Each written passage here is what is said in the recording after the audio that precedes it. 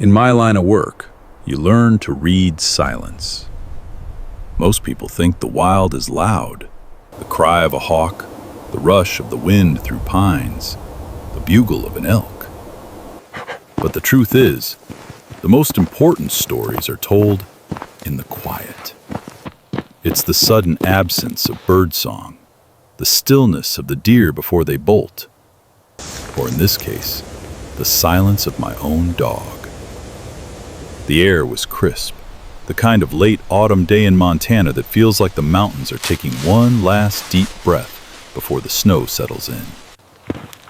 Coda, my German Shepherd Husky mix, was trotting ahead of me on the game trail, his tail a proud plume against the rust-colored foliage. He's usually a whirlwind of focused energy, his nose vacuuming up 1,000 scents a minute. But then, he stopped. It wasn't a normal stop. His body went rigid, a statue of muscle and fur. His ears, perfectly erect, weren't swiveling to catch a sound. They were locked forward.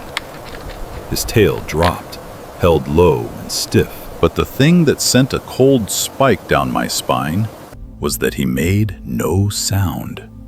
No whine, no growl. Just a heavy, profound silence. That's when I knew something was deeply wrong. I unslung my binoculars, my movements slow and deliberate, mimicking the caution Coda was showing me. Hold position. "What is it, boy?" I think I see I the whispered, mother returning. more to myself than to him. Need to be absolute. Coda, what do He you didn't see even out there? twitch an ear in my direction. His focus was absolute, aimed at a jagged outcrop of rock about 200 yards up the slope, the remains of the old Black Creek mine, a place most sensible creatures avoided. My heart hammered against my ribs. I scanned the rocks, my eyes tracing the cracks and shadows. And then I saw it. A patch of tawny fur, unnaturally still. It blended so well with the rock, it was almost invisible. I cranked the focus ring. The image sharpened into a nightmare.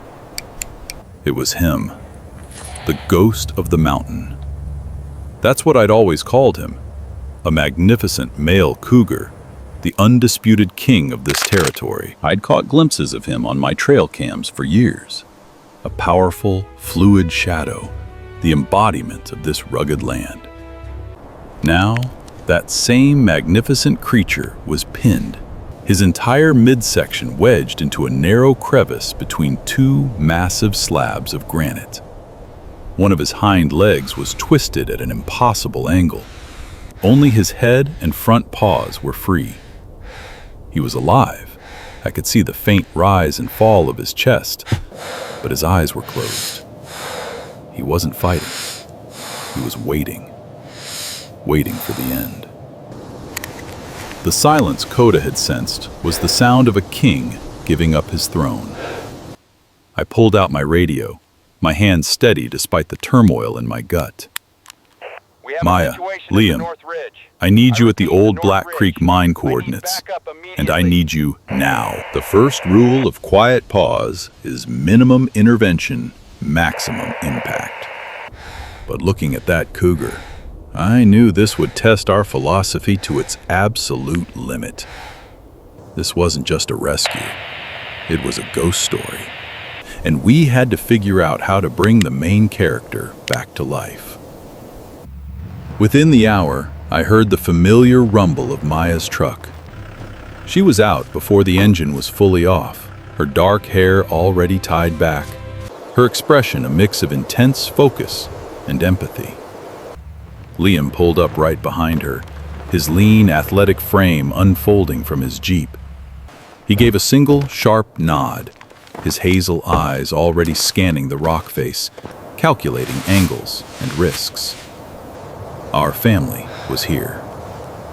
"Talk to me, Jack," Maya said, her voice calm as she pulled on her medical vest, the stethoscope already around her neck. "It's the ghost," I said, pointing, pinned under that slab. Looks like he slipped and the whole thing shifted on him. Maya raised her own high-powered binoculars, her lips a thin line. She was silent for a full minute, just watching. She wasn't just looking, she was diagnosing from a distance. He's in a state of advanced cachexia, Jack. The muscle atrophy is visible, even from here. See how the bones of his haunches are protruding? He's been here a long time. Days, maybe even weeks. End-stage dehydration for sure. His body is literally consuming itself to survive. Her words were clinical, detached, but they painted a horrific picture. Every second we wasted, he was slipping further away. "I need to get a closer look," Liam said, already pulling climbing rope and carabiners from his pack. There was no bravado in his voice, just a simple statement of fact. He was the only one who could get up there safely. "What's the rock stability like?" "That's the problem," I said, pointing towards the top of the outcrop. "He's not just stuck in a crevice. That slab pinning him is part of the old mine entrance. See those rotten timbers above it? The whole structure is holding itself up by sheer memory. You put too much weight on it, try to lever that rock, and the whole thing could come down." Liam let out a low whistle.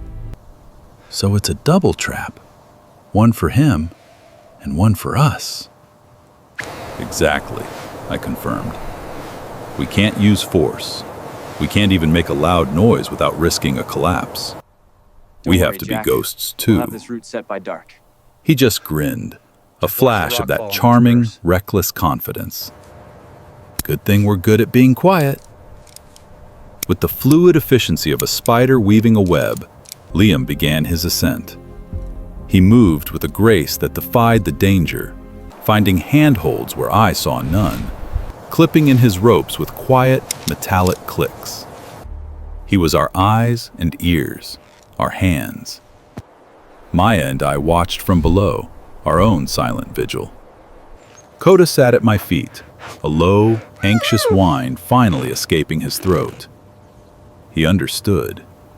He knew the ghost was not the only one in danger now. Liam finally secured himself on a ledge about 20 feet from the cougar. He didn't approach. He just observed, relaying information back to us over his radio. "Jack, it's worse than we thought. The rock isn't just pinning him, it's crushing his pelvis. I can see bone. He's not moving because he can't. Any attempt to pull him out would be catastrophic." Maya closed her eyes for a second, processing. "His heart wouldn't take the shock," she said softly. "The pain would kill him." We were trapped. We couldn't leave him. We couldn't move him. And the structure holding the deadly rock was a time bomb. Hope is a strange thing in the wild. It often appears in the most unexpected forms. Sometimes it's not a grand plan, but a small clue that changes everything. While Liam was anchored to the cliff face and Maya was preparing a cocktail of emergency drugs she might never get to use, Coda started acting strangely again. He left my side and began sniffing intently at a pile of rocks and brush a short distance from the base of the cliff. He wasn't frantic. He was methodical. Then he looked back at me, his bi-colored eyes, one ice blue, one warm brown, imploring me to look. I walked over, my boots crunching on the loose shale. And there, tucked away, almost hidden, was a small collection of bones. Antelope bones. Fresh ones, picked clean. And not just one carcass, several. It didn't make sense. A predator trapped on a ledge couldn't be hunting. Then it hit me. A memory from a trail cam video months ago. The ghost, not alone, but with a mate and 2 young cubs trailing behind him. They weren't hunting for him. They were bringing him food. His family hadn't abandoned him. They were hiding in the shadows, watching, waiting, keeping him alive with a fierce, desperate loyalty that defied the cruelty of his situation. They were refusing to let their king die. I keyed my mic. Liam, do you see any signs of other cats? A pause. Negative, Jack. Just hold on. I heard a faint shuffling over the radio. There are drag marks in the dirt leading up to the ledge below him. Something's been coming and going. The pieces clicked into place. My respect for this animal, already immense, deepened into something akin to awe. He wasn't just surviving on his own stubborn will. He was surviving on love. Just as this realization settled, a drop of water hit my face. Then another. A cold, gray drizzle began to fall, slicking the rocks and darkening the sky. Above us, I heard a sound that made my blood run cold. A soft, grinding noise. A handful of pebbles and dust cascaded down from the rotten timbers of the mine. The rain was adding weight, seeping into the cracks, destabilizing the fragile balance. Maya looked from the sky to me, her eyes wide with urgency. Jack, that water is going to act like a lubricant for a rock slide. We're out of time. The clock wasn't just ticking anymore. It was screaming. Desperate situations call for quiet solutions. Brute force was off the table. The only way forward was to outthink the mountain. The route is compromised. To play a game of physics and nerve where the stakes were life and death. Liam, I said into the radio, my voice betraying none of the storm in my chest. I have an idea. It's a long shot, but it's all we have.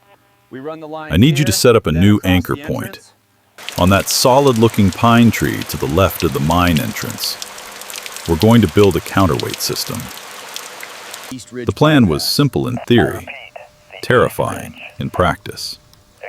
We would use Liam's ropes and pulleys to attach our heavy-duty winch, normally used for pulling vehicles out of mud, to the slab of rock pinning the cougar. But instead of pulling, we would use it to apply a precise upward tension. We wouldn't be trying to lift the rock. We would just be trying to shift its center of gravity, to convince it, millimeter by millimeter, to roll away from the cat, not onto him. It was surgery with a 1,000-pound scalpel. It's a static pull, Liam, I explained. No jerking, no sudden movements. We apply tension slowly, let the rope and the rock settle. We're not fighting the mountain, we're negotiating with it. Copy that, Jack. Liam's voice came back, steady as ever. A quiet gambit. I like it. What followed was the most intense hour of my life. Liam, soaked by the increasing rain, moved like a phantom on the cliff, setting up the complex web of ropes and pulleys. Down below, Maya prepared a tranquilizer dart rifle, a low-velocity one to avoid any impact shock, and a stretcher. She laid out her medical kit with the precision of a surgeon, every vial and syringe a silent prayer. Finally, Liam gave the signal. System is set. Ready for tension. I stood at the winch, my hand on the control. Maya, if this works, he'll be free, but in incredible pain. You need to be ready to dart him the second he's clear. She nodded, rifle already shouldered. Ready, Jack? Tension is on. Okay, Liam. I'm starting the pull. Call out the slightest shift. I engaged the winch. The electric motor emitted a low hum, a stark contrast to the silence we had so carefully maintained. The main rope, as thick as my thumb, went taut, shedding water droplets like sweat. Tension is on. Liam's voice crackled. I see dust shifting. The timbers are groaning, Jack. My knuckles were white on the control. I added an ounce more pressure. The rope vibrated, a low thrumming that I could feel in the soles of my boots. Hold it right there, Liam yelled. I've got movement. It's shifting. Come on, baby, come on. Away from him. A fraction of an inch. Keep talking to me, son, I breathed. Another fraction. The pressure on his back is lessening. Come on, baby, come on. The seconds stretched into eternity. The groan of the old mine timbers grew louder, a death rattle. Then, with a deep, grating scrape that seemed to tear the very fabric of the mountain, the slab of rock tilted. It didn't fall. It just leaned. It rolled a mere 6 inches, opening up a gap. But it was enough. The cougar was free. He let out a hoarse, ragged cry, a sound of agony and release all in one. He tried to pull himself forward, his front paws scrambling, but his hindquarters were useless. Now, Maya, I shouted. The tranquilizer rifle puffed softly. The dart flew true, striking the cougar in the shoulder. He flinched, then, slowly, his head sank to the rock. His eyes, for the first time, met mine. They were filled with an ancient, weary pain. The winch is Then, secure. they closed. Clear but weak. I'm ready if you move. The most dangerous All right, moment coming in down now. any rescue isn't always the rescue itself. It's the aftermath. Nature abhors a vacuum, and a throne left empty for too long will always attract challengers. We worked with a desperate, silent urgency. Liam rappelled down, and together we carefully maneuvered the sedated cougar onto the stretcher.